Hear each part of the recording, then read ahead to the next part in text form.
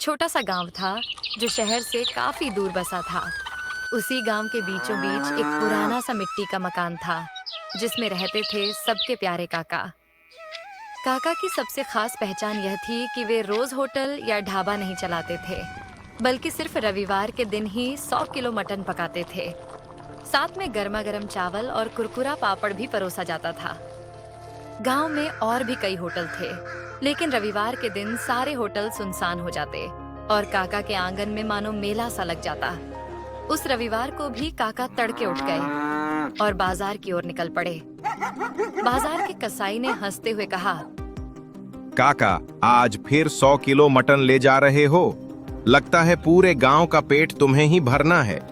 काका ने मुस्कुराते हुए जवाब दिया, अरे भैया, रविवार का दिन है और रविवार मतलब काका का मटन। आज सबका पेट भी भरेगा और मन भी।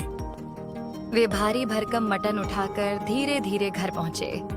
दरवाजे पर उनकी पत्नी काकी खड़ी थी। काकी बोली, सुनते हो, इतना सारा मटन अकेले ढोलाते हो, थकान नहीं होती क्या? क्यों ना हम गांव में ही एक होटल खोल ले। रोज यही काम होगा तो थोड़ा आसान हो जाएगा। होटल? अरे भगवान, ये कैसी बात कर रही हो? अगर होटल खोलेंगे तो रोज बनाना पड़ेगा। रोज बनाएंगे तो लोगों को वही स्वाद कहाँ मिलेगा? अभी तो लोग हफ्ते भर इंतजार करते हैं, तभी उनका प्यार और स्वाद दोनों बरकरार रहता है। पर मुझे तो लगता है कि तुम्हारे हाथ का स्वाद कभी कम ही नहीं होगा। लोग हर दिन भी खाएंगे तो उबेंगे नहीं। बस यही राज तो मैं किसी को नहीं बता सकता। ये स्वाद रविवार का ही है और रविवार का ही रहेगा। काका ने बड़ा सा लोहे का बर्तन रखा और नीचे लकड़ी का चूल्हा जला दिया। सबसे पहले उन्होंने खड़े मसाले, दालचीनी, लौंग, काली मिर्च, जीरा को सिलबट्टे पर पीसकर ताजा मसाला तैयार किया। फिर उसमें उनका गुप्त मसाला डाला, जिसकी खुशबू पूरे आंगन में फैल गई। करीब 2 घंटे तक मटन धीमी आंच पर पकता रहा। उधर दूसरी ओर बड़े भगोने में चावल उबल रहे थे और काकी कड़क पापड़ तल रही थी। काकी ने हंसते हुए कहा, अरे ये खुशबू तो मोहल्ले के कोने कोने तक पहुंच गई है। देखना, 12 बजते ही लोग उमड़ पड़ेंगे। लोगों के चेहरे पर जो चमक होती है ना, वही मेरे लिए सबसे बड़ी कमाई है। जैसे ही घड़ी ने 12 बजाए, लोग आने लगे। कोई परिवार पूरा आ गया तो कोई साइकिल से भागा भागा आया। बच्चे खुशी से उछल रहे थे। काका, जल्दी दो, भूख लगी है। काका बड़े प्यार से प्लेट सजाते। गर्मा गर्म चावल, मसालेदार नली वाला मटन और साथ में पापड़। पहला निवाला खाते ही सब बोल उठते, वाह काका, ये तो कमाल है। आप रोज क्यों नहीं बनाते? अरे भाइयों, यही तो मजा है। अगर रोज मिलेगा तो ये स्वाद खास कहाँ रहेगा? याद रखो, ये मटन सिर्फ रविवार को ही मिलेगा। आपका राज चाहे जो हो काका, पर आपका मटन तो लाजवाब है। हम तो पूरे हफ्ते इंतजार करते हैं बस रविवार के लिए। धीरे धीरे भीड़ इतनी बढ़ी कि दोपहर होते होते सारा मटन खत्म हो गया। कई लोग मायूस होकर बोले, काका, जरा ग्रेवी ही दे दो, वही बहुत है। माफ करना भाइयों, अब तो ग्रेवी भी नहीं बची। अगला रविवार आने तक सब्र करो। लोग निराश होकर पर मुस्कुराते हुए लौट जाते और कहते, ठीक है काका, फिर मिलेंगे अगले रविवार। रात को जब सब सन्नाटा हो गया तो काका और काकी खाट पर बैठे बातें कर रहे थे। काकी बोली, तुम सच में बहुत अच्छा मटन बनाते हो। क्यों न हम सचमुच एक होटल खोल लें? लोग रोज आएंगे। भगवान अगर रोज बनाएंगे तो ये स्वाद अपना जादू खो देगा। स्वाद का असली मजा इंतजार में है। शायद तुम सही कहते हो, पर मुझे पूरा यकीन है कि तुम्हारे हाथ का स्वाद कभी भी लोगों के दिल से नहीं निकलेगा। इतना कहकर दोनों ने रात की शांति में मुस्कुराते हुए नींद की ओर कदम बढ़ाए।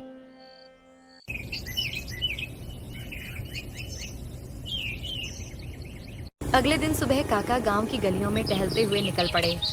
चलते चलते वे चौक पर बने पीपल के पेड़ के नीचे जाकर बैठ गए। लोग आते जाते काका को प्रणाम करते, पर काका अपनी मुस्कान के साथ सबको आशीर्वाद देते रहते। इतने में एक नौजवान उनके पास आया और बोला, काका, आप यहाँ अकेले बैठे हो? अगर समय हो तो मेरे साथ चलो। मेरा एक छोटा सा ठेला है जहाँ मैं चिकन करी बनाता हूँ। चाहता हूँ कि आप मेरे चिकन का स्वाद लेकर बताओ उसमें क्या कमी है। अरे भैया, ये तो और भी अच्छा है। यहाँ यूं ही बैठने से तो अच्छा है तुम्हारा चिकन चख लिया जाए। चलो दिखाओ अपना हुनर। दोनों उसके ठेले पर पहुंचे। लड़के ने जल्दी जल्दी गर्मा गर्म चिकन करी और चावल की प्लेट सजाई और काका के सामने रख दी। काका ने पहला निवाला लिया, कुछ देर चबाया और फिर बोले, देख बेटा, तुम्हारा चिकन ठीक है, पर इसमें जान नहीं है। लड़का हैरानी से बोला, जान नहीं है? काका, मैं तो ताजा मसाले डालता हूँ। बात मसालों की नहीं है, तुम चिकन को मैरिनेट करते हो क्या? नहीं काका, मैं तो सीधे पका देता। यही तो कमी है। अगर चिकन में स्वाद लाना है तो पहले उसे 30 मिनट नींबू, अदरक लहसुन का पेस्ट और थोड़ा गरम मसाला लगाकर मैरिनेट करो। जब वो मसाले में घुल मिल जाएगा तभी असली स्वाद आएगा। फिर पकाना, देखना लोग बार बार मांगेंगे। धन्यवाद काका, कल से मैं जरूर ऐसा ही करूंगा। काका हंसते हुए वहां से आगे बढ़ गए। थोड़ी दूर जाकर वे अपने पुराने मित्र रामलाल के घर पहुंचे। रामलाल बरामदे में खाट पर बैठे थे। काका मजाक में बोले, अरे भाई, तुम तो दिन ब दिन बूढ़े होते जा रहे हो। हाँ यार, बूढ़ा तो हो ही रहा हूँ। लेकिन तू बताओ, तू इतना जवान कैसे दिखता है? कहीं कोई राज तो नहीं छुपा रखा? काका ने ठाका लगाते हुए कहा, राज है तो सही, पर बता दूं तो तू भी जवान हो जाएगा। फिर गांव वाले हम दोनों को देख हैरान रह जाएंगे। दोनों जोर जोर से हंसने लगे। काका ने प्यार से कहा, देख भाई, कभी रविवार को घर आ जाया कर, तुझे अपना बेहतरीन मटन खिलाऊंगा। हाँ यार, मैंने भी बहुत तारीफ सुनी है तुम्हारे मटन की। एक दिन जरूर आऊंगा। थोड़ी देर बातें करके काका विदा लेकर अपने घर लौट गए।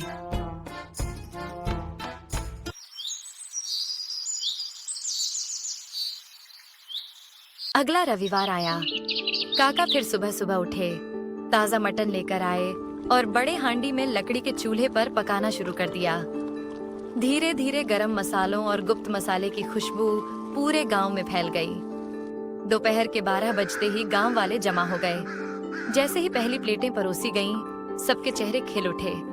एक आदमी छकते ही बोला, अरे काका, आज तो प्लेट में मटन के पीस ज्यादा दिख रहे हैं। दूसरा हंसते हुए बोला, हाँ काका, मुझे तो 2-2 नली वाले टुकड़े मिल गए। काका ने मुस्कुराते हुए कहा, अरे भाइयों, आज मैंने जानबूझकर सबको थोड़ा ज्यादा दिया है। लोग हैरान होकर बोले, पर काका, आज ऐसा क्या खास है? काका ने मुस्कुराते हुए कहा, आज की ही तारीख को मैंने पहली बार रविवार का मटन बनाना शुरू किया था, तो समझ लो ये हमारी सालगिरह है। उसी खुशी में आज सबको दुगना मटन मिलेगा। गांव वाले खुशी से झूम उठे और खाने में डूब गए। थोड़ी देर में वे लोग भी आ पहुंचे जो पिछले रविवार को रह गए थे। काका ने उन्हें भी प्लेटें सजाकर दी। वे चाव से खाने लगे और बोले, वाह काका, इंतजार तो बहुत लंबा था, पर आज तो 2 गुना स्वाद मिला। भीड़ में एक नया चेहरा भी था। साफ कपड़े पहने, थोड़ा शहरनुमा अंदाज वाला आदमी। उसने काका की थाली खाई और फिर धीरे से बोला, काका, अगर आप मुझे ये रेसिपी बता दो तो मैं आपको जितना कहो उतने पैसे देने को तैयार हूँ। काका ने भौहें चढ़ाते हुए पूछा, अरे भाई, तुम कौन हो? आज पहली बार देख रहा हूँ।